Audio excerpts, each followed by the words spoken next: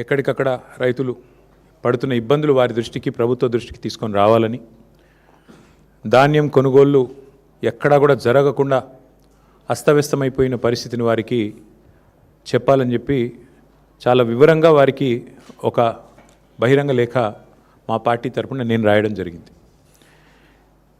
కనీసం అది చూసిన తర్వాతనన్నా ఒక రివ్యూ చేసుకుంటారేమో, ముఖ్యమంత్రి గారికి డబ్బు సంచుల మీద ఉన్న దృష్టి ఏదైతే ఉన్నదో కనీసం కొద్దిగానన్నా ధాన్యం సంచుల మీద పెడతారేమో, కొద్దిగానన్నా ఎఫర్ట్ పెడతారేమో, ఒక రివ్యూ చేస్తారేమో అని చెప్పి మేము ఆశించినాం.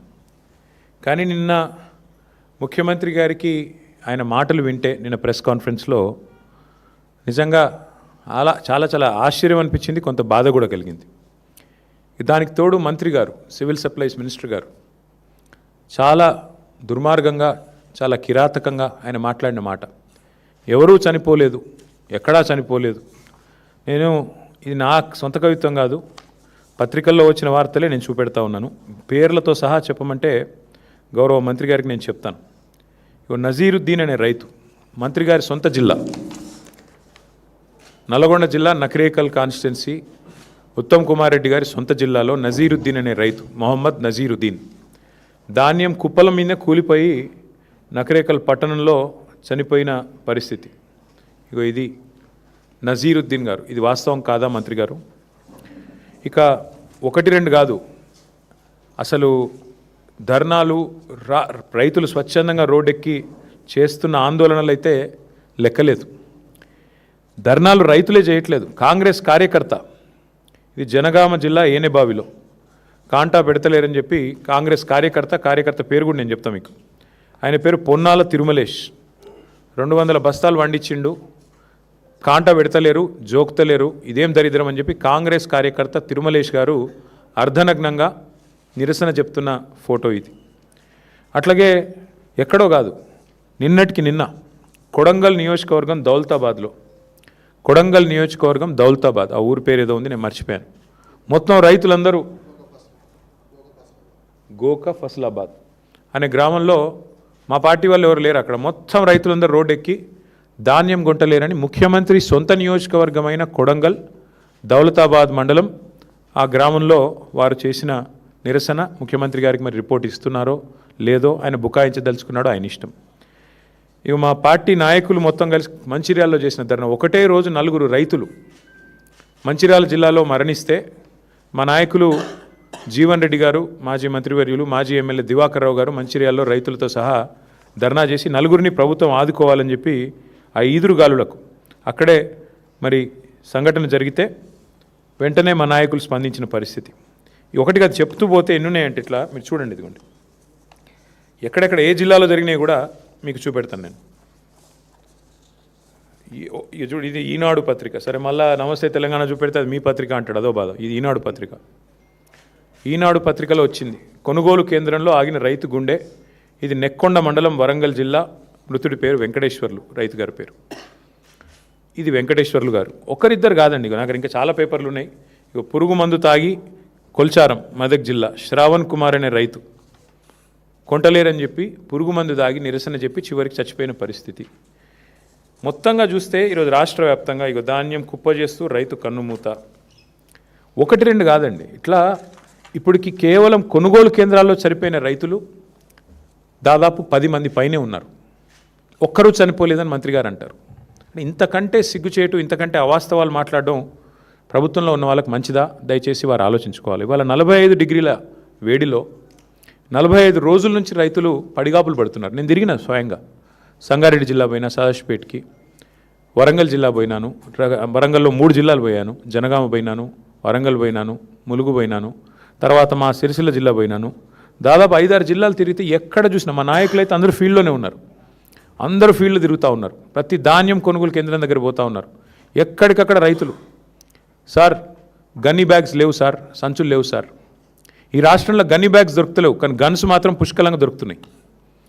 కరీంనగర్లో 5 తుపాకులు పట్టుకొని పోయి పొద్దున 11 గంటలకి తుపాకులతో కాల్పులు జరుగుతున్నాయి. కానీ నిస్సిగ్గుగా ముఖ్యమంత్రి గారు చెప్తున్న మాటలకు కానీ, మంత్రి గారు చెప్తున్న మాటలకు కానీ, చేతలకు కానీ పొంతన లేదు. వాస్తవానికి ఈరోజు కూడా రాష్ట్రంలో ఎక్కడా కూడా 30-35% మించి ధాన్యం కొనుగోలు చేయలేదు. ఇక మీకు పేరు చెప్తే బాగుండదు కానీ ఒక మాజీ మంత్రి ఎమ్మెల్యే కాంగ్రెస్ మొన్న మా నాయకుడికి ఫోన్ చేసి, ఒక నాయకుడు మా ఎమ్మెల్యే గారికి ఫోన్ చేసి, అరే ఏం పెట్టినరా మీరు, ఇది పని లేని పని, ఈ గవర్నమెంట్ కొనుడు ఏందా నాకు అర్థం కాదు, ధాన్యం మీరు లేని పని పెట్టిన మా కేసీఆర్ గారు, మాకు ఇప్పుడు ఆ ప్రెజర్ అవుతుంది అని చెప్పి మా నాయకుడికి ఇంకో కాంగ్రెస్ నాయకుడు ఫోన్ చేసి నిష్ఠూరం ఆడుతూ ఉన్నాడు. ఇది పరిస్థితి ఈరోజు రాష్ట్రంలో. ముఖ్యమంత్రి గారేమో 80% కొనేసిన అంటాడు, మంత్రి గారేమో 50% కొన్నా అంటాడు. మేము చూసినాం క్షేత్రస్థాయిలో. వాస్తవానికి ఈరోజు ఏ ఒక్క సెంటర్లో కూడా ధాన్యం కొనుగోలు కేంద్రాలు సరిగా పనిచేయడం లేదు. గన్నీ బ్యాగ్స్ ఇస్తలేరు, రైతులే కొనుక్కోవాలి. 28 రూపాయలు, 25 రూపాయలు, 30 రూపాయలు పెట్టి సుతిలు వాళ్ళే కొనుక్కోవాలి. మంచినీళ్ళ సౌలత్ కూడా లేదు. ఇంకా మీదికెళ్ళి వెయిటింగ్ ఛార్జీలు కూడా రైతులే కట్టుకోవాలి. ట్రాక్టర్ లోడ్ చేసుకొని వస్తుండ్రు పాపం. వచ్చినాక ఆడ బయట సెంటర్ బయట నేను నర్సంపేట నా కళ్ళతో నేనే చూసిన, మొత్తం మార్కెట్ యార్డ్ అంతా నిండిపోయి ఉన్నది. మరి ఎట్లా ఇది పరిస్థితి అంటే, వచ్చి వారం రోజులైంది సార్, వెయిటింగ్ ఛార్జీలు కడుతున్నాం, రోజుకు 2000 రూపాయలు కడుతున్నాం, రోజుకు 3000 రూపాయలు కడుతున్నాం, లారీ అయితే ట్రాక్టర్ అయితే 2000 కడుతున్నాం. రైతులు తమ నోటెంబడి వాళ్ళు చెప్పిన మాట. ఈ సంక్షోభాన్ని గుర్తించకుండా, ఈ సంక్షోభం గురించి కనీస అవగాహన లేకుండా అబద్ధాలు చెప్పి అధికారంలోకి వచ్చిన రేవంత్ రెడ్డి ఇలా నోటికి వచ్చిన మాటలు మాట్లాడుతూ ఉన్నాడు. పెద్దలు చెప్పారు, ఎద్దేడ్చిన వ్యవసము రైతేడ్చిన రాజ్యం బాగుండదు అని. 10 ఏళ్ళు దేశానికి అన్నపూర్ణగా వెలసిల్లిన తెలంగాణ ఇవాళ తల్లడిల్లుతున్నది. రైతు ఇవాళ కన్నీరు పెడతా ఉన్నాడు. ఇది వాస్తవం ముఖ్యమంత్రి గారు. మేమేదో మిమ్మల్ని విమర్శించడానికి ఇంకోదానికో చెప్పట్లేదు. ఇవాళ రాష్ట్రంలో ప్రణాళిక లేకుండా పోయింది. యూరియా దొరకదు, రైతు బంధు వేయరు, మీరు రుణమాఫీ మొత్తం చెయ్యరు, ఆఖరికి పంట కష్టపడి పండిస్తే మీరు ఇచ్చే అరకొర కరెంటుతోని పంట కొనుగోలు చేయరు. మీ పాలసీ స్పష్టంగా కనబడతా ఉన్నది. ఏంది మీ పాలసీ? మేము కొంటే ధాన్యం 2400 ఇవ్వాలి, వరే మొక్కజొన్న అయితే 3600 ఇవ్వాలి. అట్లా కాకుండా రైతును 4 రోజులు అక్కడే ఏడిపిస్తే పోయి అక్కడ ప్రైవేట్లో అమ్ముకుంటాడు. ఎవరో సేటుకో ఎవరో రైస్ మిల్ ఆయనకు అమ్ముకుంటాడు. 1700 1800 ఇక సచినోడి పెళ్ళికి వచ్చిందే కట్నం అన్నట్టు. ప్రభుత్వం ఎట్లా కొంటలేదు కదా, ఆయన వర్షం కింద పడితే నాశనం అయిపోతుంది పంట, మొలకెత్తితే మళ్ళీ వీళ్ళు కొనరు అని చెప్పి ఇవాళ ఆ పరిస్థితుల్లో రైతు ఉన్నాడు. ఇవాళ ముఖ్యమంత్రి గారు ఇంకా కూడా బుకాయింపులతో, బెదిరింపులతో, హుంకరింపులతో, అబద్ధాలతో నెట్టుకొస్తా అనుకుంటా ఉన్నాడు. మేము ప్రభుత్వంలో ఉన్నప్పుడు ఇదే ముఖ్యమంత్రి గారు తరుగు గురించి బాగా మాట్లాడిండు. ఇంత తీస్తారు, అట్లెట్లా తీస్తారు, ఇట్లెట్లా తీస్తారు. ఇవాళ వాస్తవానికి 6 నుంచి 8 కిలోల తరుగు తీస్తూ ఉన్నారు. ఇది వాస్తవం. ముఖ్యమంత్రి గారిని కాంగ్రెస్ పార్టీ నాయకులను ఒకటే అడుగుతున్నా, ప్లేస్ మీరు డిసైడ్ చేయండి, ఏ ఊరు మీరు డిసైడ్ చేయండి, మేము వస్తాం, మా నాయకులందరం వస్తాం. ఏ సెంటర్ కన్నా పోదాం రాష్ట్రంలో. మీరు కొడంగల్ నియోజకవర్గంలోని ఏ సెంటర్ అయినా మేము రెడీ. ఎక్కడన్నా కూడా మీరు చెప్పినట్టు 80% కొనుగోలు జరిగినాయని మీరు రుజువు చేస్తే ఏ శిక్షకైనా మేము సిద్ధం ముఖ్యమంత్రి గారని నేను విజ్ఞప్తి చేస్తా ఉన్నాను. దయచేసి భేషజానికి పోకండి. అనవసరంగా ఏదో డైలాగులతో, పెద్ద పెద్ద మాటలతో. ఇంకా ఎలక్షన్లు చాలా దూరం ఉన్నాయి, ఇంకా 2.5 ఏళ్ళు ఉంది. ఇప్పటి నుంచే ఎందుకు ప్రతిదానికి రాజకీయం? దయచేసి భేషజానికి పోకుండా, అహంభావానికి పోకుండా, మేము చెప్తున్నాం కదా వీళ్ళెవరు చెప్పడానికని అనవసరపు దీనికి పోకుండా, బ్రోకర్ల పాలవుతున్న ధాన్యాన్ని, మధ్య దళారులు ఏదైతే ఇవాళ గవర్నమెంట్ కొంటలేదు కాబట్టి దళారులకు అమ్ముకునే దుస్థితి ఏదైతే రైతులకు వచ్చిందో దీని నుంచి నివారించండి. మా శ్రీనివాస్ గౌడ్ గారు గుర్తు చేస్తూ ఉన్నారు, బోనస్ ఎగ్గొట్టిండు అని. బోనస్ కాదు, ఈ ప్రభుత్వమే పెద్ద బోగస్. ఈ ప్రభుత్వమే పెద్ద బోగసు. అలా రైతు డిక్లరేషన్ అంత పెద్ద బోగస్ ఇంకోటి లేనేలేదు. 34 హామీలు ఇచ్చారు రైతు డిక్లరేషన్లో. ఒక్కటన్నా అమలైందా ఈ రాష్ట్రంలో? 4 ఏళ్ల కిందట రాహుల్ గాంధీ గారు వచ్చి వరంగల్లో మీటింగ్ పెడితే అదే రోజు మళ్ళీ మేము మొన్న పెట్టాం రైతు సంగ్రామ సదస్సు అని వరంగల్లో పెట్టినాం. ఆ రోజు అడిగాను నేను, ఎంతసేపు ముఖ్యమంత్రిని తిట్టిండి. నేను ముఖ్యమంత్రిని తిట్టలే. రైతు బంధు వేయకుండా ఉండేందుకు మేము ఏమైనా దివానగాళ్ళమా అన్నాడు ముఖ్యమంత్రి. నేను గదే గుర్తు చేసిన. ఇప్పుడు ఏని దివానగాడేవాడని నేను అడిగిన. నేను ముఖ్యమంత్రి గారు నేనేం తిట్టలే. కేవలం ఆనాడు మేమేమైనా దివానగాళ్ళమా, మాకేమైనా దిమాక్ లేదా అన్నాడు. నేను గదే చెప్పిన. మరి దివానగాళ్ళు ఎవరు, దిమాక్ లేని వాళ్ళు ఎవరు అని అడిగిన. దానికి అసలు విషయం చెప్పకుండా రైతు బంధు ఇప్పుడు 4వ సారి సక్సెస్ఫుల్గా ఎగ్గొట్టారు ఈ ప్రభుత్వం వచ్చాక. అట్లాగే 15,000 ఇస్తామని డైలాగులు కొట్టారు. ఆ ఇచ్చిన ఒక్కసారి 12,000 ఇచ్చినారు. ఇక చెప్తూ పోతే చాలా ఉన్నాయి. విత్తనాలు దొరకవు, యూరియా దొరకదు, షాపులో లేదు కాబట్టి దాచిపెట్టేందుకు యాప్లో అని చెప్పి యాప్ డ్రామాలు. ఇవన్నీ రైతులు చూస్తున్నారు ముఖ్యమంత్రి గారు. మీ హుంకరింపులు, మీ అబద్ధాలు. ఇవాళ లారీలు లేవు, ట్రాన్స్పోర్ట్ చేసేటోడు లేడు, బస్తాలు దించేటోడు లేడు, హమాలి దిక్కు లేడు. మీ ప్రభుత్వానికి ప్రణాళిక లేదు. పోనీ కేంద్ర ప్రభుత్వం ఏమన్నా వాళ్ళేమన్నా మంచి చేస్తున్నారంటే మన ప్రధానమంత్రి గారు వచ్చి మన రాష్ట్రానికి వచ్చి హైదరాబాద్లో మీటింగ్ పెట్టి సావు కబురు చల్లగా చెప్పిపోయిండు. రైతులు యూరియా వాడుడు తక్కువ చేయాలి, బంగారం కొనుడు తక్కువ చేయాలి. మరి ఆ పెద్ద మనిషి వచ్చి శుద్ధులు చెప్పిండు. దాన్ని బట్టి అర్థమయ్యేది ఏంటంటే నాకు వచ్చే సీజన్లో కూడా తప్పదు. కాంగ్రెస్ అనే ఈ దరిద్రం ఈ రాష్ట్రంలో ఉన్నంతకాలం రైతులకు ఇక్కట్లు తప్పవు, మళ్ళీ యూరియా దొరకదు. ఆయన కేంద్ర ప్రభుత్వానికి నాయకత్వం వహించే పెద్ద ఆయన మోడీ గారు చెప్తున్నారు. ఇక రాష్ట్రంలో ఉన్న మంత్రులకు ముఖ్యమంత్రి గారికి డబ్బు సంచుల మీద ఉన్న దృష్టి ధాన్యం సంచుల మీద లేదు, యూరియా సంచుల మీద లేదు. కాబట్టి మరి ముందస్తు ప్రణాళికలు లేవు, ప్లానింగ్ లేదు, ముఖ్యమంత్రికి అసలు సోయే లేదు. గన్నీ బ్యాగులు దొరకవు కానీ గన్లు మాత్రం బాగా దొరుకుతున్నాయి. ఇది మీకు తెలుసు, నేను చెప్పక్కర్లేదు దానికి మించి. చివరికి టార్పాలిన్ కవర్లు కూడా ఆఖరికి ఇప్పుడు వర్షం వచ్చేసింది, దగ్గరికి వచ్చిన టైం, టార్పాలిన్ కవర్లు కూడా ఇచ్చే దిక్కు లేదు ఇవాళ ఆ కేంద్రాలలో. మళ్ళీ రైతులే తెచ్చుకోవాలి, రైతులే కాపాడుకోవాలి. ఆరుగాలం కష్టపడి పండించిన పంటను కాపాడుకోకపోతే ఇవాళ ఈ ప్రభుత్వం అయితే ఏమీ చేయదు అనేది స్పష్టంగా అందరికీ అర్థమైపోయింది. ఇక నేను అనేదల్లా ఒకటే, మీరు భూముల మీద పెట్టే శ్రద్ధ, భూదోపిడీ మీద పెట్టే శ్రద్ధ, భూహారతి ఏదైతే తెచ్చారో ఆ భూహారతి ద్వారా స్వాహా చేస్తున్న కార్యక్రమం వేం నరేందర్ రెడ్డి గారు నిన్నగాక మొన్న మా సోదరుడు మన్నే క్రిషాంక్ బయటపెట్టినాడు. ఎట్లా కే సముద్రం మండలంలో అసైన్డ్ పట్టాలను రాయించుకున్నాడు, భూహారతి ద్వారా ఎట్లా స్వాహా చేసినాడు మా సోదరుడు బయటపెట్టాడు. నిన్న శంషాబాద్లో ఎంఆర్ఓ గారి కార్యాలయం మీద ఏసీబీ రైడ్ అయితే అక్కడ కూడా జరిగిన భూదోపిడి, ముఖ్యమంత్రి గారి అనుచరుడు 90 ఎకరాల సీలింగ్ భూమిని ఎంఆర్ఓ స్థాయిలో కలెక్టర్ స్థాయిలోనే ఉత్తర్వులు ఇచ్చేసి ఉత్తర్వులు కూడా ఉన్నాయి, కావాలంటే మీకు ఇస్తాను. దోపిడీ ఎట్లా చేశారు, 1000 కోట్ల విలువైన భూమిని నిన్ననే ఏసీబీ రైడ్లో దొరికినారు. వీటి మీద ముఖ్యమంత్రి గారి దగ్గర సమాధానం ఉండదు. వాటి మీద ఉన్న శ్రద్ధ, వాటి మీద ఉన్న ఆసక్తి, భూ కొనుగోళ్ళు, భూ దందాల మీద ఉన్న శ్రద్ధ భూమిని నమ్ముకున్న రైతు మీద నీకు లేదు. ఇది వాస్తవం. ఉంటే పరిస్థితి ఇట్లా ఉండదు. అందుకే నేననేది ఉత్తమ్ కుమార్ రెడ్డి గారిని, రేవంత్ రెడ్డి గారిని ఇద్దరు కలిసి తప్పుదోవ పట్టించాలని చూస్తున్నారు. వాస్తవానికి కొనుగోళ్ళు ఈరోజు వరకు రాష్ట్రంలో ఎక్కడా కూడా 30-35% దాటలేదు. చివరికి రైతులు విసిగి వేసారిపోయి ప్రైవేట్లు అమ్ముకోవాలన్నదే మీ కుట్ర, మీ ఉద్దేశం అదే స్పష్టంగా మాకు కనబడుతున్నది. మొత్తం కలిపి 1,51,00,000 మెట్రిక్ టన్నులు పండింది ఈరోజు రాష్ట్రంలో. మీరు కొన్నది ఎంత అండి ఇప్పటివరకు? లెక్కలు బయట పెట్టండి. ఎందుకు అబద్ధాలు చెప్తారు తెల్లారి లేస్తే? మేము తిరిగి చూస్తూ ఉన్నాం, మేమేం ఊరికే చెప్పట్లేదు. మేము మళ్ళీ డిమాండ్ చేస్తూ ఉన్నా. రేపు క్యాబినెట్ మీటింగ్ ఉన్నది, ముఖ్యమంత్రి గారిని నేను డిమాండ్ చేస్తూ ఉన్నా. ఈ 10 మంది రైతులే కాదు, ఈ ప్రభుత్వం వచ్చినాక 1000 మంది రైతులు చనిపోయారు ఇప్పటివరకు. ఆ 1000 మంది రైతులకు కూడా మీ ప్రభుత్వమే వాటిని ప్రభుత్వ హత్యలుగానే గుర్తించి తప్పకుండా వారందరికీ కూడా 25 లక్షల రూపాయల చొప్పున చెల్లించాలని చెప్పి కూడా ఎక్స్గ్రేషియా మేము డిమాండ్ చేస్తూ ఉన్నాం. అట్లాగే ఇవాళ ఇంకా విచిత్రమైన ఒక వ్యవస్థ, మా ప్రభుత్వం పోయి 2.5 ఏళ్ళు అయింది. ముఖ్యమంత్రి గారు నోరు తెరిస్తే మా మీద ఏడుపులే. ఇంకా కూడా నోరు తెరిస్తే కేసీఆర్ గారి మీద, మా పార్టీ మీద ఏడుపులు తప్ప మరి ఇవాళ ఎక్కడా కూడా ఒక్క మాట కూడా వేరే వినబడడం లేదు. ముఖ్యమంత్రి గారిని, మంత్రులు నేను డిమాండ్ చేస్తూ ఉన్న ప్రధాన ప్రతిపక్షం తరపున, రేపటి క్యాబినెట్ సమావేశంలో మీరు దయచేసి హయ్యెస్ట్ ప్రయారిటీ ఐటమ్గా ఈ కొనుగోలు అంశం, రైతుల ధాన్యం కొనుగోలు, ఆంక్షలు లేకుండా ధాన్యం కొనుగోలు చేయాలి. మొలకెత్తిన, రంగు మారిన ఇవన్నీ కూడా మీ వ్యవస్థ వైఫల్యం వల్ల నెల నుంచి 45 రోజులుగా ఇవాళ పడిగాపులు కాస్తూ ఉన్నారు రైతులు. మార్కెట్ యార్డ్లలో, ఐకేపీ సెంటర్లలో, సింగిల్ విండోల సెంటర్లలో 8,500 కొనుగోలు కేంద్రాల దగ్గర పడిగాపులు కాస్తున్న రైతుల తరపున, లక్షలాది మంది రైతుల తరపున అడుగుతూ ఉన్నాం. రేపటి క్యాబినెట్ మీటింగ్లో ఇదే ఎజెండాగా పెట్టండి, సింగిల్ పాయింట్ ఎజెండాగా నడపండి. ఎన్ని కొనుగోలు చేసినారు, ఎన్ని చేస్తున్నారు, అవసరమైతే ఒక శ్వేతపత్రం అధికారికంగా, ఏదో కాకి లెక్కలు కాదు, శ్వేతపత్రం విడుదల చేయండి. ఏ సెంటర్లు ఎంత కొన్నాం, ఎంతమందికి పైసలు వేసినాం, మక్కలు ఎంత కొన్నారు, వడ్లు ఎన్ని కొన్నారు, జొన్నలు ఎన్ని కొన్నారు, శనగలు ఎన్ని కొన్నారు, మొత్తం ఏ పంట ఎంత కొన్నది ప్రభుత్వం ఒక శ్వేతపత్రం విడుదల చేయాలని చెప్పి మేము డిమాండ్ చేస్తూ ఉన్నాం. మీరు కనుక ఒకవేళ స్పందించకపోతే డెఫినెట్గా మా పార్టీ ఇప్పటిదాకా కూడా చాలా ఓపికగా ఉన్నాం.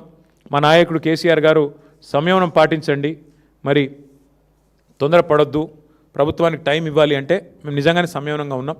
కానీ వాళ్ళ రైతుల తరపున కింద మీ వైఖరి ఇట్లాగే కొనసాగితే తప్పకుండా ఒక కార్యాచరణ కూడా ప్రకటించి మరి క్షేత్రస్థాయిలో ప్రభుత్వాన్ని ఎక్కడికక్కడ ముప్పు తిప్పలు పెడతామని చెప్పి కూడా రైతుల తరపున మరి హెచ్చరిస్తూ, రేపు క్యాబినెట్ మీటింగ్లో ఖచ్చితంగా ఒకటే ఎజెండా ఉండాలి. ఆ ఎజెండా ఖచ్చితంగా రైతులే కావాలని చెప్పి మళ్ళొక్కసారి డిమాండ్ చేస్తూ రైతు కేంద్రంగానే రేపు క్యాబినెట్ జరగాలి, శ్వేతపత్రం విడుదల చేయండి, ఇప్పటిదాకా ఎంత కొన్నారు, ఇంకెంత ఉంది, ఎంత డబ్బులు కట్టారు, ఎంత పేమెంట్ చేసినారు, రైతు బంధు ఎంత విడుదలైంది ఇప్పటిదాకా, అన్ని విషయాలు రేపు ప్రభుత్వం విడుదల చేయాలి. లేకపోతే తప్పకుండా వారిని నిలదీస్తూనే ఉంటాం, ప్రశ్నిస్తూనే ఉంటామని చెప్పి కూడా తెలియజేస్తూ మీ అందరికి కూడా ధన్యవాదాలు.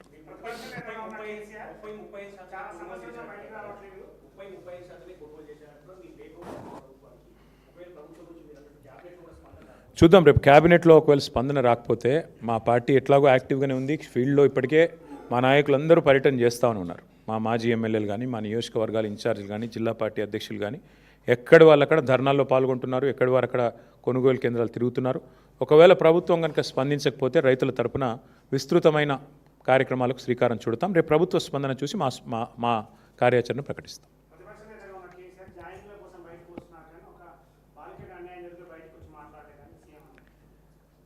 ఇవాళ ప్రభుత్వంలో ఉన్నది కాంగ్రెస్ పార్టీ, కేంద్రంలో అధికారంలో ఉన్నది భారతీయ జనతా పార్టీ.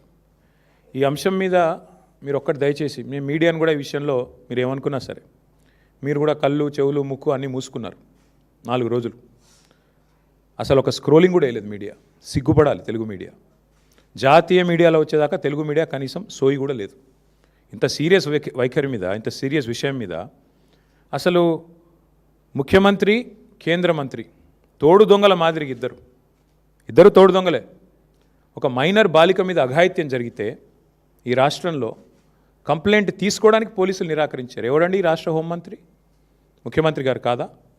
ఆ అమ్మాయిని సతాయించి, తల్లిదండ్రులను సతాయించి 6 గంటలు పోలీస్ స్టేషన్లో కూర్చోబెట్టి వేధించి చివరికి కౌంటర్ కేసు పెట్టించారు. ఎవరు పెట్టించారండి ఈ రాష్ట్రంలో? వాస్తవం ఏంటి అసలు? ఆ మైనర్ బాలిక, ఆమె మీద జరిగిన అఘాయిత్యానికి సంబంధించి వాళ్ళ తల్లిదండ్రులకు చెప్పి బోర్మని ఏడిస్తే నిందితుని పట్టుకోవాల్సింది పోయి 9 రోజులు రాచమర్యాదలు చేసి కాపాడిన వెధవ ఎవడు? నేను అడుగుతా ఉన్నా ఈరోజు. ఎవరా వెధవ? ఇద్దరిలో తెలియదా ప్రజలకి? సిగ్గుపడాలా ముఖ్యమంత్రి? ఏమంటాడు మీ డీజీపీ? ఆయనకి ఏమైనా ఉందా తలకాయ అసలు? ప్రైమ్ మినిస్టర్ బందోబస్తులో బిజీగా ఉన్నాం అందుకే కేసు పెట్టలేదా? ప్రైమ్ మినిస్టర్ బందోబస్తు వచ్చినప్పుడు మొత్తం నేరస్తులందరికీ హాలిడే ఇస్తారా?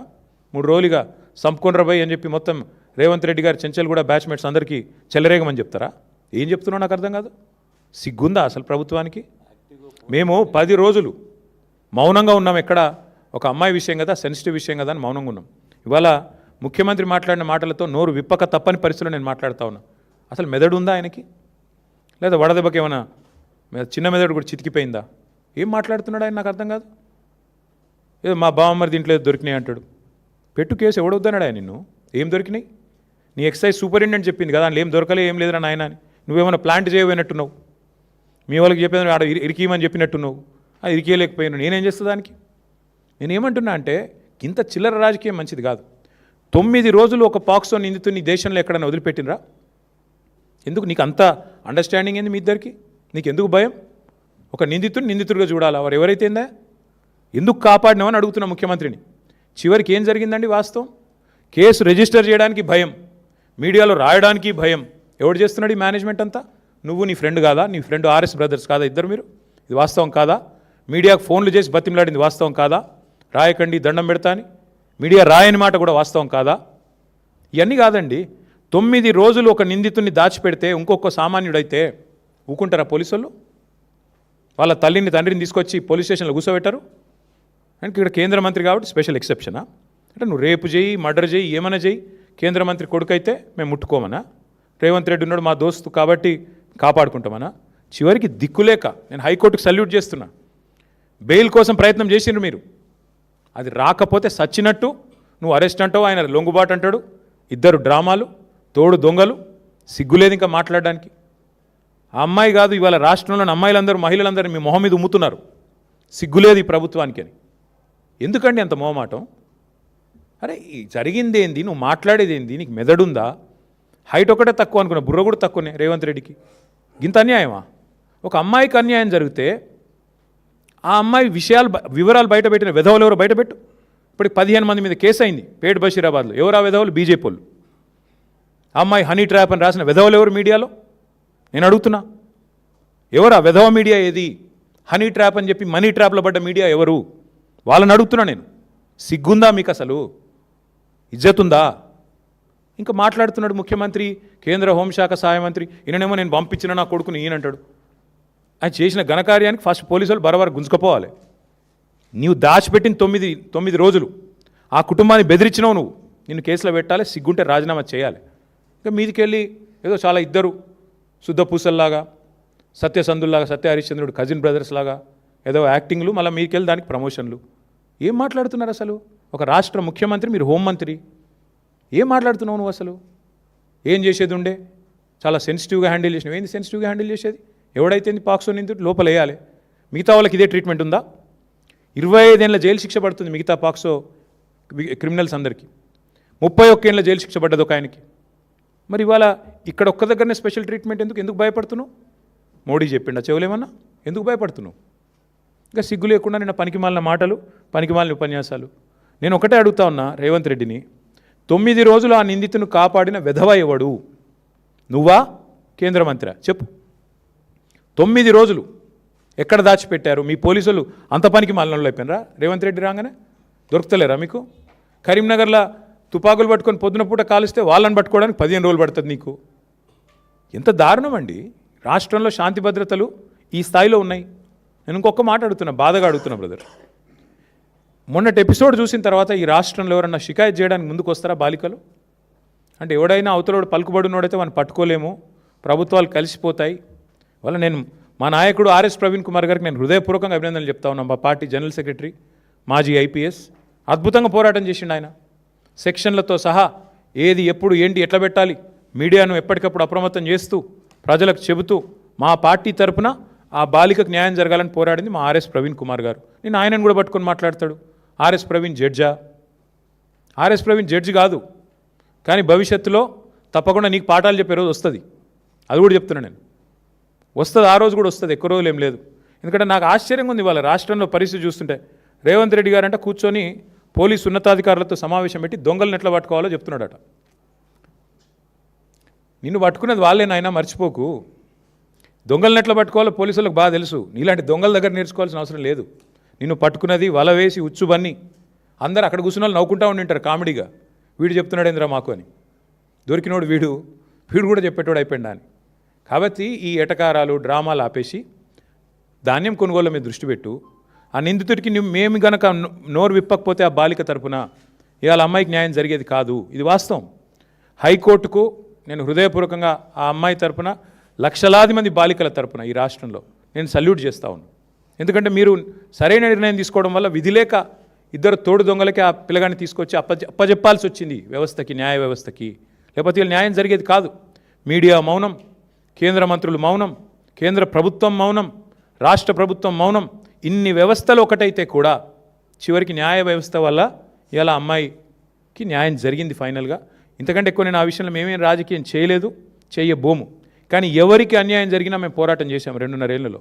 అది లగచర్లలో కావచ్చు, వెలుగుమట్లలో కావచ్చు, లేదా మా మహబూబ్ నగర్లో జరిగిన కూల్చివేతలు కావచ్చు, హైడ్రా విక్టిమ్స్ కావచ్చు, మూసీ బాధితులు కావచ్చు. మేమే కొట్లాడింది ఈ రాష్ట్రంలో. మళ్ళీ ఇప్పుడు రైతులకు అన్యాయం జరుగుతుంటే కూడా పోరాటం చేసేది మేమే, వారికి అండగా నిలబడేది మేమే. ఆ విధవలు ఎవరైతే బయట పెట్టారో, హనీ ట్రాప్ అని వేసిన విధవలు ఎవరైతే ఉన్నారో వాళ్ళని బయట పెట్టండి, వాళ్ళ మీద కేసులు పెట్టండి, లోపల నూకండి. అందులో బీఆర్ఎస్ఎల్ ఎవరన్నా ఉంటే ముఖ్యమంత్రి నేను సవాల్ చేస్తున్నా, బయటపెట్టు. నువ్వే కదా న్యాయ హోంమంత్రివి, చెప్పు, బయటపెట్టు.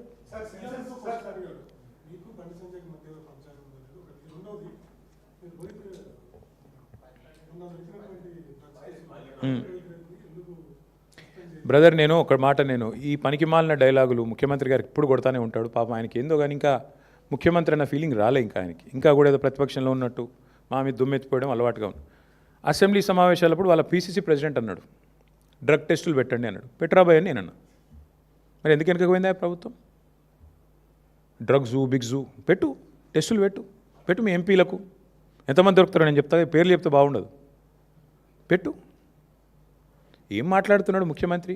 ఒక చిన్న స్కూల్ పోరగాడు మాట్లాడినట్టు. అప్పుడప్పుడన్నా కొద్దిగా ముఖ్యమంత్రిలా హుందాగా మాట్లాడు. ఎప్పుడో సస్పెండ్ చేసినాం రోహిత్ రెడ్డిని, మీకు తెలియదా? షోకాజ్ నోటీస్ ఇచ్చినాం, సస్పెండ్ చేసినాం. ఇక ముఖ్యమంత్రి ఆయనకు తెలియకపోతే నేనేం చేస్తా దానికి? ఇంకోటి మాట్లాడితే నా బావమరి దీంట్లో డ్రగ్స్ దొరికినాయి అంటాడు. నువ్వు ముఖ్యమంత్రివా లేకపోతే దారిన పోయే దానేవా?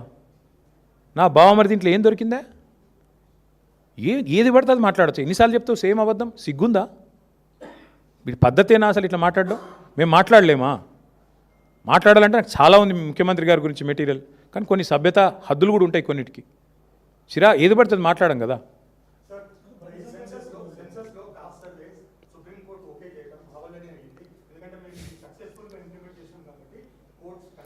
ఒక్క సోదరుడు ఈ రాష్ట్రంలో కులగణన బాగా జరిగిందని ఏ ఒక్క మనిషినన్నా చెప్పమనండి బ్రదర్.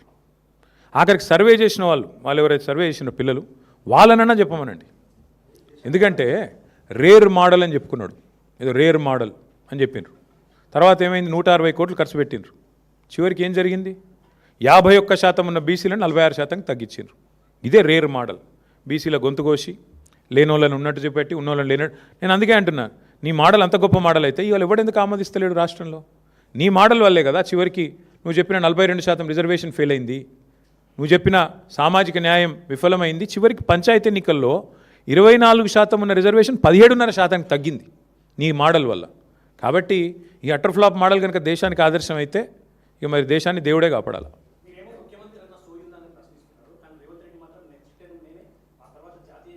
బ్రదర్, చిన్నప్పుడు నేను టీవీ చూసేవాడిని. బాగా చిన్నగా ఉన్నప్పుడు స్కూల్లో ఉన్నప్పుడు సీరియల్ వచ్చేది, ముంగేరి లాల్కే హసీన్ సప్నే. అట్లా చాలామంది చాలా కళలు కనొచ్చు బ్రదర్. ఇగో ఇంకోటి కూడా చెప్తున్నా, ఈ రాష్ట్రంలో రేవంత్ రెడ్డి ముఖం చూసి ఎవరు ఓటు వేయలేదు. ఆయన ముఖ్యమంత్రి కావాలని ఓటు వేయలే ఎవరు. అది అడ్డిమారి గుడ్డి దెబ్బ అంటారు చూడు. పేమెంట్ కోటాలో, మేనేజ్మెంట్ కోటాలో ఆయన తెచ్చుకున్న సీట్ అది. ఢిల్లీకి పైసలు కొట్టిండు రాహుల్ గాంధీకి, అందరూ తెలుసు.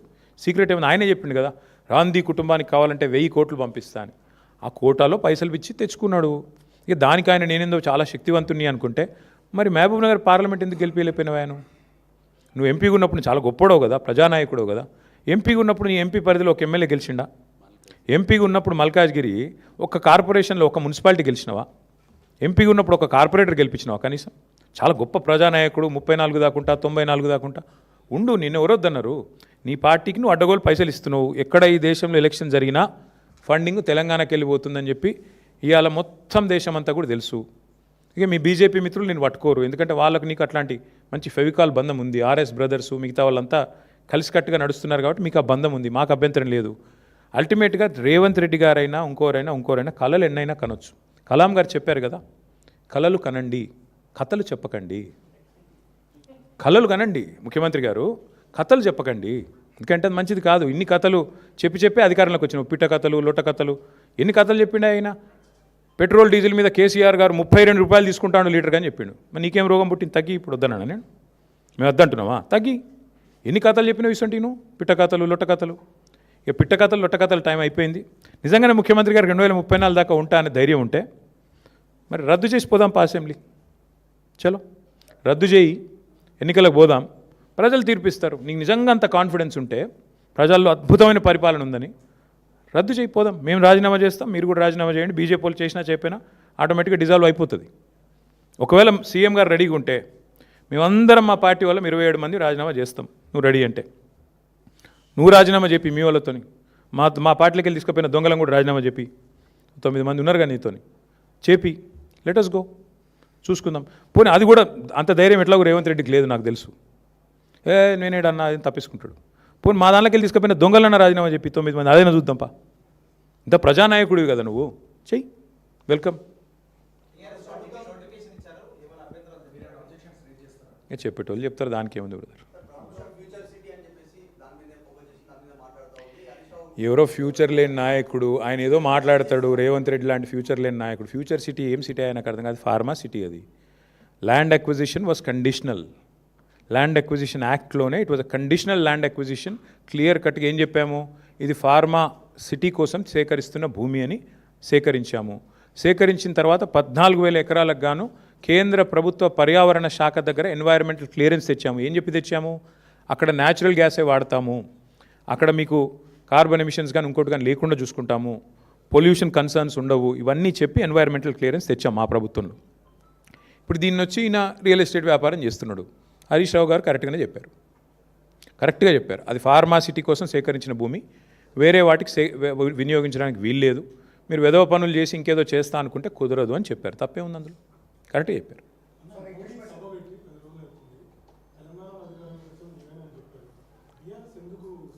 ఏం చెప్పారు ఆయన? ఏం చెప్పలేదు కదా పాపం. ఏం చెప్పారు ఆయన? బంగారం కొనొద్దు అన్నాడు. మేము బంగారం కొనే బ్యాచ్ కాదు, మాకు ఏం చెప్తాం ఆయనకు? సరే ఆయన ఏం చెప్పాడు? ఏదో పెట్రోల్ డీజిల్ తక్కువ వాడమన్నాడు. ఇక ఆయననేమో విదేశాలు తిరుగుతాడు, మనం తక్కువ వాడమన్నాడు, ప్రైవేట్ జెట్ వేసుకొని ఆయన తిరుగుతాడు. ఇక ఇంకేదేదో చెప్పిండు ఒక 3-4 ముచ్చట్లు. ఏమంటారు? కలిసే ఉన్నారు. కలిసి వచ్చాడు ఏంది బ్రదర్? వాళ్ళిద్దరు ఎప్పటి నుంచో కలిసి ఉన్నారు. ఇప్పుడు నేను అడుగుతున్నా బ్రదర్, వాళ్ళు కలిసి లేని, కొత్తగా కలిసేది ఏముంది? రేవంత్ రెడ్డి బీజేపీతోని కలిసే ఉన్నారు కదా. ఆర్ఆర్ ట్యాక్స్ అని ప్రధానమంత్రి గారు ఏప్రిల్ 2024లో ఇక్కడ బహిరంగ సభ పెట్టి చెప్పారు. ఆర్ఆర్ ట్యాక్స్ వసూలు అవుతుంది అన్నారు. 2 ఏళ్ళు అయిపోయింది. ఇప్పుడు ఆ మనిషిని మళ్ళీ నాతో రా అంటున్నాడు. దాని అర్థమైంది అంటే 2 ఏళ్ళు నువ్వు వసూలు చేస్తున్నాయన్నీ నాకు తెలుసు, నువ్వు చేసే దొంగ పనులన్నీ నాకు తెలుసు, కానీ నాతో కలిసి వస్తే అన్నీ మాఫ్ అవుతాయి. వాషింగ్ మెషిన్, వాషింగ్ పౌడరా ఏదో అంటారు చూడు, వాషింగ్ పౌడర్ నిర్మాణం ఏదో, వాషింగ్ మెషిన్ అట్లా నేను చూసుకుంటా బిడ్డ, నువ్వు రా అని అడిగాడు. కొత్తగా వచ్చేది ఏముంది? చూడరాదు, ఎన్ని ఎగ్జాంపుల్స్ ఉన్నాయి, 100 ఉన్నాయి. హైదరాబాద్ సెంట్రల్ యూనివర్సిటీలో 10,000 కోట్ల కుంభకోణం జరిగిందని నేను చెప్పడం కాదు, సుప్రీంకోర్టు అపాయింట్ చేసిన సెంట్రల్ ఎంపవర్డ్ కమిటీ చెప్పింది. ఎవరికి? నాకు చెప్పలా, కేంద్ర ప్రభుత్వానికి నివేదించింది. మీరు యాక్షన్ తీసుకోండి అని చెప్పింది. ఎందుకు తీసుకోవట్లేదు మోడీ గారు? ఎందుకు ఇంత దయ రేవంత్ రెడ్డి గారి మీద? కలిసి లేకపోతే ఇదంతా ఎందుకు జరుగుతుంది? పొంగులేటి శ్రీనివాసరెడ్డి గారి ఇంటి మీద ఈడీ రైడ్ అవుతుంది. 2 మెషిన్లు పోతాయి, నోట్లు కౌంట్ చేసే మెషిన్లు 2 పోతాయి. ఇప్పుడు అయిపోయి కూడా 18 నెలలు అయిపోయింది రైడ్ అయ్యి. ఈడీ నోరు విప్పదు, మంత్రి గారు నోరు విప్పరు, పలుకే బంగారం అయింది. దీని అర్థమైంది? దీని భావం ఏంది? ఇద్దరు కలిసి లేకపోతే అమిత్ షా గారు వచ్చి తెలంగాణ ఏటీఎంగా మారిపోయింది ఏఐసీసీకి అంటాడు, కానీ ఏం యాక్షన్ ఉండదు. దొంగలు పట్టుకోవాల్సిన హోంమంత్రి అలాగే ఇక్కడ చూస్తున్నారు కదా మీరు. ముఖ్యమంత్రి గారి బావమరిదికేమో కేంద్ర ప్రభుత్వ స్కీమ్లో కాంట్రాక్టులు వస్తాయి, కేంద్రంలో ఉండే బీజేపీ ఎంపీలకు రాష్ట్రంలో కాంట్రాక్టులు వస్తాయి. ఇది ఎన్నడూ చూడలేదు తెలంగాణలో, ఫస్ట్ టైం చూస్తున్నాం. దీని అర్థం ఏంది? ఎంత సుదృఢమైన బంధం ఇద్దరిది. కొత్తగా కలిసేదేముంది? ఇద్దరు కలిసే ఉన్నారు, తోడు దొంగలు పక్కా, అందులో అనుమానం కూడా అక్కర్లేదు మీకు. ఇప్పుడు అంతెందుకండి, ఇప్పుడు బండి సంజయ్ గారి కొడుకు ఎపిసోడు, దీన్ని బట్టి ఏమర్థమైంది రాష్ట్ర ప్రజలకి? ఇద్దరు తోడు దొంగలు, 2 పార్టీలు కలిసికట్టుగానే నడుపుతున్నాయి, కలిసికట్టుగానే వ్యవస్థల్ని శాసిస్తున్నారు. ఇది వాస్తవం. అవతల వాడు గొంతు లేనివాడు, వాళ్ళకి మేము అండగా నిలబడకపోతే ఇవాళ అమ్మాయికి అన్యాయమే జరిగేది. ఇది వాస్తవం. ఇటు మీడియా మాట్లాడదు, అటు కేంద్ర ప్రభుత్వం మాట్లాడదు, రాష్ట్ర ప్రభుత్వం మాట్లాడదు. నేరస్తులను షీల్డ్ చేశారు, 9 రోజులు దాచిపెట్టారు. నేను అది పొద్దున వచ్చేటప్పుడు వీడియో చూసిన. ఆ 9 రోజులు ఆ పిల్లగాడు ఎక్కడ దాక్కున్నాడట అంటే, ముఖ్యమంత్రి గారి బంధువులు ఎవరిదో హాస్పిటల్ ఉందట, మెడికవరో ఏదో, అందులో దాచిపెట్టి 28 అంతస్తులు అని చెప్తున్నారు. ముఖ్యమంత్రి గారు సమీప బంధువులు, దగ్గర బంధువులు హాస్పిటల్లో దాచిపెట్టారంట. ఇది పరిస్థితి. నేనేదో వీడియో చూశాను, వాస్తవం ఏందో మీరు చెప్పాలి. మీడియా పరిశోధనాత్మక జర్నలిజం చేసేది మీరు కాబట్టి మీరు చెప్పాలి, మాకేం తెలుసు. భయ్యా, మా మీద ఎన్ని కేసులు పెట్టారు ఇప్పటికీ? అన్నీ ఎదుర్కొంటాం, మాకేం భయం. నేను ఒకటి చెప్తా ఉన్నా బ్రదర్, నేను పారిపోయేటోని కాదు, తండ్రి పేరు దాచుకునేటోని కాదు, కొడుకు పేరు నాకు సంబంధం లేదని చెప్పుకునేటోని అంతకంటే కాదు. దయచేసి కొడుకు పేరు నా పేరు జత చేసి రాయకండి అని గ్యాగ్ ఆర్డర్లు తెచ్చుకునే బాపత కాదు. మా నాన్న పేరు కేసీఆర్, నా కొడుకు పేరు హిమాంశు, నా పేరు కేటీఆర్. నాకు ఆ ధైర్యం ఉంది. ఏ కేసు పెట్టు, ఏమన్నా పెట్టుకుని ఎదుర్కొంటా. అన్నీ ఉన్నాయి కాబట్టే, మేము అంత నిజాయితీగా ఉన్నాం కాబట్టే దేనికి భయపడమని చెప్తున్నా. కరెక్టే. ఎప్పుడు 9 రోజులు దాచిపెట్టి గోరుముద్దలు తినిపించి ఇంట్లో పెట్టుకొని బెయిల్కి అప్లై చేసి యాంటిసిపేటరీ బెయిల్కు కోర్టు వద్దంటే ఇంటరిమ్ రిలీఫ్ కూడా ఇయ్యా అంటే ఇక బాగుండదేమో అని అప్పుడు దిక్కులేక 9 రోజులు. నేను స్ట్రైట్గా అడుగుతున్న రాములు గారు, ఈ రాష్ట్రంలో ఇంకొక సామాన్యుడు ఎవరికైనా వాళ్ళ కొడుకు ఈ పని చేసి ఉంటే, రేవంత్ రెడ్డి గారి పోలీసులు వాళ్ళ తండ్రిని ఇడిచిపెడుదురా 9 రోజులు దాచిపెడితే? తీసుకుపోయి కోదండం ఎక్కిపోదురు? ఎక్కడున్నాడు చెప్పు నీ కొడుకునని? వాస్తవం కాదా ఇది? మరి సామాన్యుడికి ఒక నీతి రేవంత్ రెడ్డి గారి ప్రభుత్వంలో, కేంద్ర మంత్రి గారికి ఒక నీతి ఎట్లుంటుంది? నీకేం ఆబ్లిగేషను? ఆయన బీజేపీ అయినా, నువ్వు కాంగ్రెస్ అయినా, పేరుకి ఇద్దరు శత్రువులు. మరి ఎందుకు ఈ రహస్య స్నేహం ఏంది? ఎందుకు కాపాడుతున్నావు నేరస్తులను? నేరస్తులు ఎవరైనా ఓకే కదా, ఒకటే కదా, ఎందుకు కాపాడినారు మరి 9 రోజుల పాటు? చివరికి దిక్కులేక కోర్టులో రిలీఫ్ లేకపోతే, కోర్టు ద్వారా మీరేదో ప్రయత్నం చేసి చివరికి కోర్టులో రిలీఫ్ రాకపోతే, ప్రజల ఒత్తిడి పెరిగి ప్రజా సంఘాలు పేట్ బషీరాబాద్ పోలీస్ స్టేషన్ ముంగట ధర్నాలు చేసే పరిస్థితి వస్తే, మా మహిళా సోదరిమణులు మొత్తం పోయి అంబేద్కర్ కాడపై ధర్నా చేస్తే, దిగిరాక తప్పని ఒక అనివార్య పరిస్థితి 2 పార్టీల బొండిగా పట్టుకుంటే, అప్పుడు బీజేపీ కాంగ్రెస్ దిగి రాక తప్పని అనివార్య పరిస్థితుల్లో సరెండర్ అయిందా అరెస్ట్ అయిందా నాకు తెలియదు, వాళ్ళిద్దరు తెలుసుకోవాలి. అది మాకు బండి సంజయ్ గారితో మాకేం వ్యక్తిగత పంచాయతీ లేదండి, నాకు ఆయనతో ఎప్పుడూ లేదు. కలిస్తే ఎప్పుడైనా ఎదురుగా మాట్లాడినాను తప్ప నేను ఎప్పుడూ అగౌరవంతో వ్యవహారం చేయలేదు. ఆయనే పనికిమాలిన మాటలు మాట్లాడిండు, ఆయననే మా తల్లిదండ్రులను ఉద్దేశించి అగౌరవంగా మాట్లాడిండు. నేను అయినా కూడా మాట తూలలేదు, ఈరోజు కూడా తూలట్లేదు. నేరస్తుడు ఎవరైనా నేరస్తుడు అనేది మా సిద్ధాంతం, అంతకంటే ఏం లేదు. అంటే అందరూ అనుకుంటున్నారేమో కాంగ్రెస్ కంటే కాక్రోచ్ బెటర్ అనుకుంటారేమో, నాకేం తెలుసు. ప్రధాన ప్రతిపక్షం దేశంలో ఫెయిల్ అయింది కాబట్టి కాంగ్రెస్ కంటే కాక్రోచ్ బెటర్ అనుకుంటారు, ఏందో మరి కావచ్చు. क्या बोलो, फिर बाद में नहीं पूछेंगे ना आप?